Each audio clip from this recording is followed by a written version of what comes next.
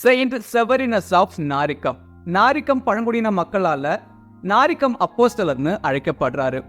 நாரிக்கம் பழங்குடியின கூட்டமைப்புக்கு மறைப்பணி ஆற்றியிருக்காரு. ஆஸ்திரியாலையும் நற்செய்தி பணி ஆற்றியிருக்காரு. மறைப்பணியோட ஏழை மக்களுக்கு அதிகமான உதவிகளும் செஞ்சிருக்காரு. கிறிஸ்தவ மக்களிடையே இருந்த தாழ்வு மனப்பான்மையை போக்க கடுமையா முயற்சி செஞ்சிருக்காரு. ஆரியன் இன மக்களும் கிறிஸ்தவ மக்களும் ஒற்றுமையா அமைதியாவும் மகிழ்ச்சியாவும் வாழ கடுமையா உழைச்சிருக்காரு. பசாவு மற்றும் ஃபாவினோ ஆகிய இடங்கள்ல துறவு மடங்களை துறந்திருக்காரு. சாதாரண இடத்துல சாக்கு துணி விரிச்சு அதுல தூங்கி இருக்காரு. கடுமையா நோன்பு இருந்திருக்காரு.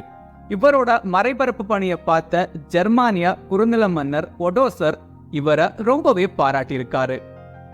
செவரினஸ் ஹன்ஸ் அப்படிங்கிற சிற்றரசரோட படையெடுப்புல ஆஸ்திரியா அழியும் அப்படின்னு தீர்க்க தரிசனம் சொல்லியிருக்காரு.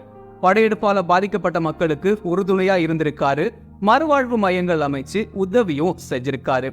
இறுதியா ஃபாவினோ அப்படிங்கிற இடத்துல இருந்த துறவு மடத்துல திருப்பாடல்கள் 150 பாடினபடியே இறந்து போயிருக்காரு செவரினஸ்.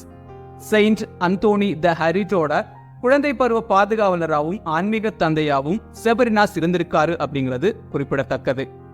ஜனவரி 8 செயின்ட் செவரினாஸ் ஆஃப் நோரிக்கமோட ஃபீஸ்ட் டே.